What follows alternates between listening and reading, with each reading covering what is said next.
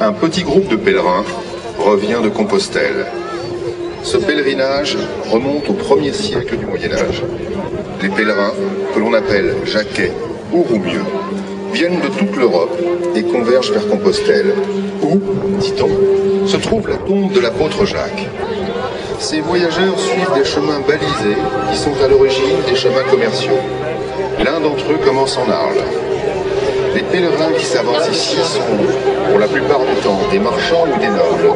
Ils sont reconnaissables par les attributs qu'ils portent, la besace, le bourdon et la coquille. Cette coquille qu'ils arborent à leur retour de Compostelle, elle signifie que c'est un autre homme qui revient, lavé de ses péchés.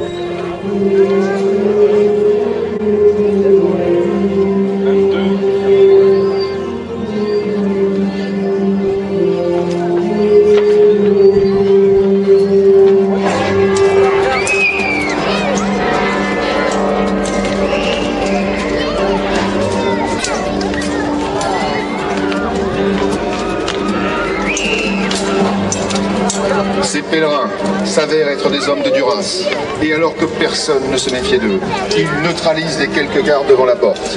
Ils font entrer la troupe de Robert, qui attendait non loin de là. Les civils s'enfuient, quelques-uns sont frappés, même peut-être tués. Le massacre de paysans était également une action qui visait à imposer un règne de terreur à tous ceux qui auraient l'idée de résister. Allez, hommes de Duras, enfoncez-moi ces queues.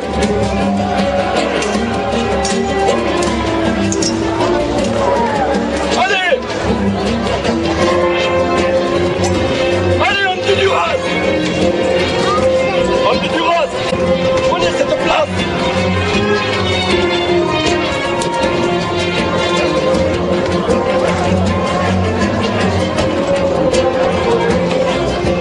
À l'assaut!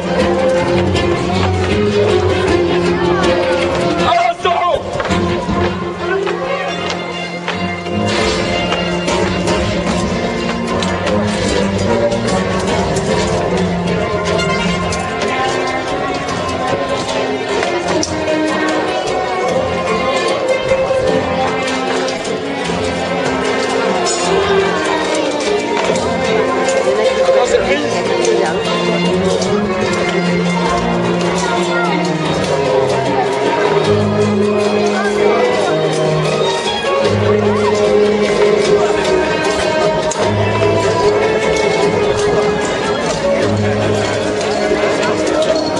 Amenez le prisonnier!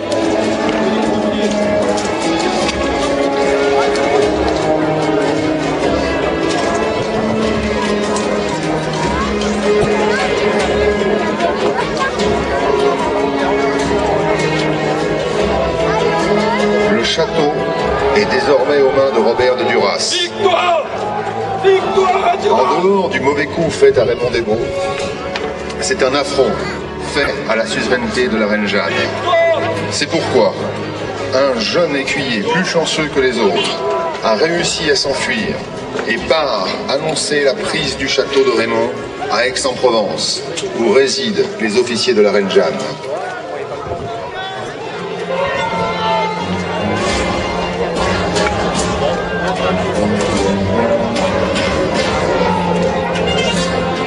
Hommes de Duras, à la porte!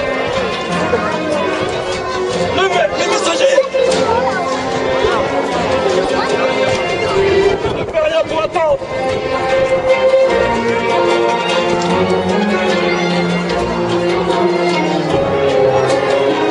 Hommes l'arrière de vous.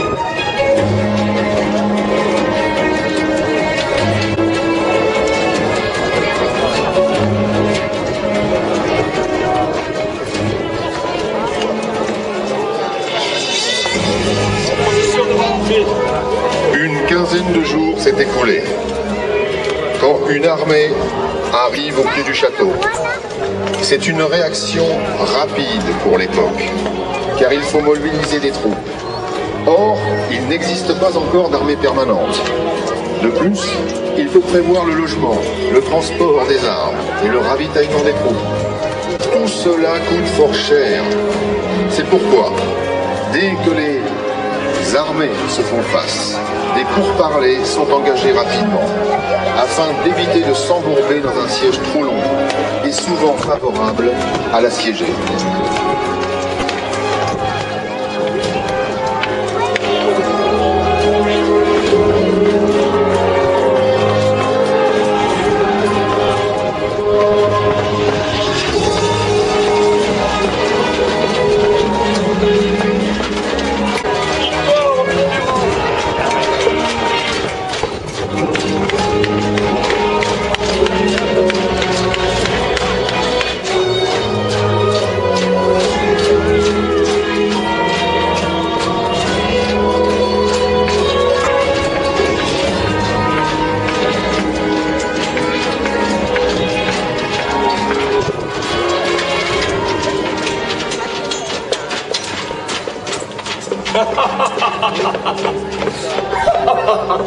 Oh, tout ça pour moi. Charles de Duras, seigneur de Muro, de Capaccio, Albano. Je suis le sénéchal de Provence et je parle au nom de ma comtesse Jeanne. Mépris des règles de la guerre. Tu as attaqué ce château en l'absence de son maître et tu l'as pris par traîtrise. Non! Et depuis tes soudards et toi, vous commettez moult paraphies, et meurtres, et pilleries. Et au nom de ma comtesse Jeanne, je vous ordonne de quitter ce château, de vous rendre à l'instant. Et notre Seigneur Pape lui-même, par la voix de son légat, vous donne l'ordre de vous rendre. Duras, sa sainteté innocence 6 te garantit la vie sauve si tu quittes ce château sans plus de destruction, et tu seras jugé en Avignon, terre papale, où il te sera fait honnête procès.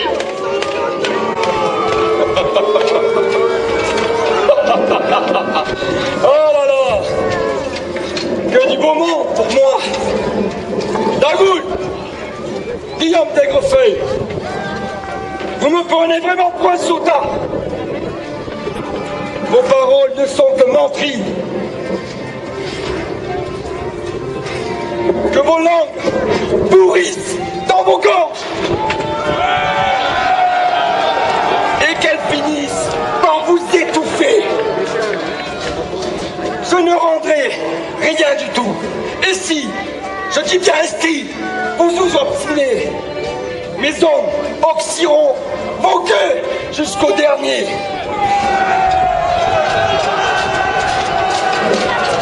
Et moi, je viendrai moi-même vous brûler le croupion à tous les deux, Guillaume et d'Aigrefeuille et d'Agoult. Quant à Jeanne, la putain du pape, elle n'est aucun droit. Tout ce qui sort de sa bouche n'est que maldisance. Demandez-lui de me rendre ce qu'elle et son efféminé de mari m'ont larronné. Alors, peut-être j'entendrai vos jérémiades. Mais, pour être sûr que vous ne déformiez pas mes paroles, je vous envoie mon messager. Il porte sur lui mes conditions. Jetez le prisonnier! Jetez!